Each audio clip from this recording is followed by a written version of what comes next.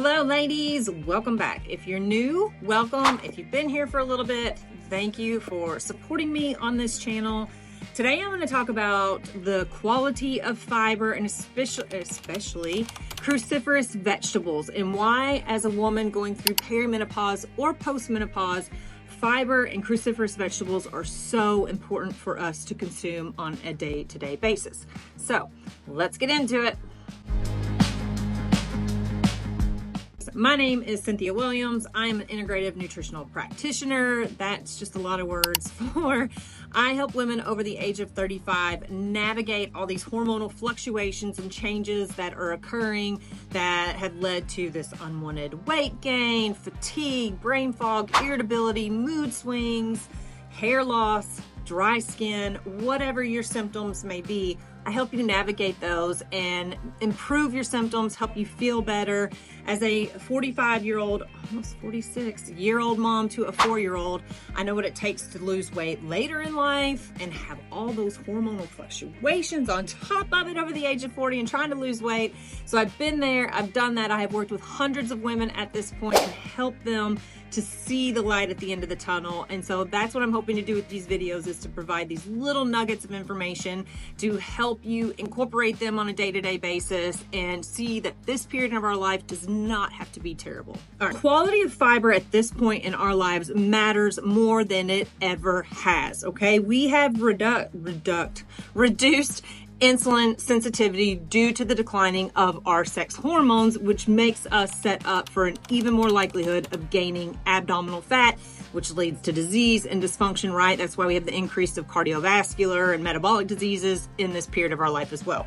So we need to focus on the quality of our fiber and our carbohydrates that we are consuming at this time in our life. We need lots of fruits and vegetables. We need those to replace pastas, breads, crackers, chips, bagels, all of these other sources that we're using to get our carb intake in. We really need to retrain our brain and start looking at colorful, vibrant fruits and vegetables to consume on a day-by-day basis. We really want to focus on sprouted grains if we're going to have grains. Sprouted grains are higher in nutrients, they are lower on our glycemic load, and they are higher in prebiotic fibers, which is the big key term for today, is that prebiotic fiber. Prebiotic fiber helps us to build up our gut microbiome and make it healthier, make it stronger, improve our immunity, and then reduce our chances of disease and dysfunction as we're going through this phase of our life. So winter squash, beets, sweet potatoes, parsnips, are all excellent sources of starchy, kind of more dense vegetable fibers that we can consume. If you have a hard time consuming vegetables because of their bitterness, or you just don't care for them, try roasting them. Roasting of your vegetables brings out the sweetness in the vegetables and you will like them. I promise you. Roasted broccoli is so sweet and so delicious, especially if you roast it just enough to get a little bit of a black brown kind of tinge around the edges of the florets. So good. Natural sugars like fruits. Ladies, we want to be consuming a lot of fruits, especially berries, okay? There are studies out there that show women that consume 3/4 cups of blueberries a day reduced menopausal symptoms and increased bone density, okay?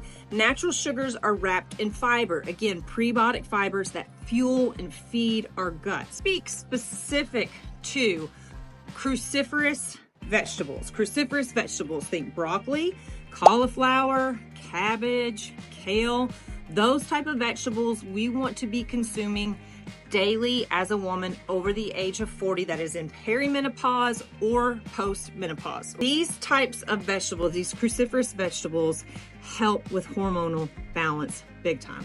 Okay, they help when we consume them, they are broken down into a compound that produces what is called DIM, and I'm not going to try to say that word, but DIM is an acronym for a very long word, and DIM affects our estrogen levels, okay? It helps to increase the production of what is called 2-OH, a version of estrogen that is a much less potent, less cancerous identified type of estrogen. And it actually blunts the formation of another type of estrogen called 16-OH, which is a more potent and toxic form of estrogen. Both of those relate to how we methylize or how we break down estrogen. They're pathways in the body. We want to really consume these high cruciferous vegetables to help clear those pathways and help reduce those chances for us of having any kind of issues later on. You can buy DIM over the counter. It's basically a whole bunch of powdered broccoli. So it's always better to get it from real food than supplementation. It helps with estrogen metabolism, or has been shown to help with this estrogen metabolism, PMS symptoms, reduction of hot flashes. But always consuming whole food is the better option. Consuming a lot of cruciferous vegetables is also shown to reduce abdominal fat, which is one of the biggest complaints or concerns, or one of the first symptoms typically women in perimenopause see, is they haven't changed their diet, they haven't changed their exercise, and all of a sudden they're starting to have just this abdominal fat that they cannot explain and don't know where it's coming from. And it's typically because of those hormonal fluctuations, the increased insulin sensitivity, the elevated cortisol, and then if we're not consuming a lot of prebiotic fibers, fruits, and vegetables, and more of our carbs are coming from bagels and pasta and things like that, we're just setting ourselves up for abdominal fat gain and for that glucose to be stored in fat tissue versus muscle tissue or in the brain where it is needed. So consume a lot of cruciferous vegetables, focus on the quality of your fiber. Remember, sprouted grains, sprouted oats, fruits, vegetables, those winter squash, beets, beans are great. All of these kind of things, quinoa, to start adding in to our diet on a day-by-day basis to help us improve our overall health, our gut health, reduce our chances of disease, and to make this period in our life, these hormonal fluctuations of perimenopause and postmenopause, that much better by controlling it with what we eat, which is a huge, huge component to reducing intensity and frequency of the symptoms that you are having. So you can find more of my information at CynthiaWilliamsWellness.com. I'm constantly doing free webinars, again, with a lot of this kind of information where you can ask me questions in real time. And I do post on Instagram Live these type of topics as well, really short versions of them at least twice a week. So you can find more information over there. And then you can always find information about my programming at CynthiaWilliamsWellness.com. I hope you have a great day. Thanks for watching, and I will see you in the next video. Bye.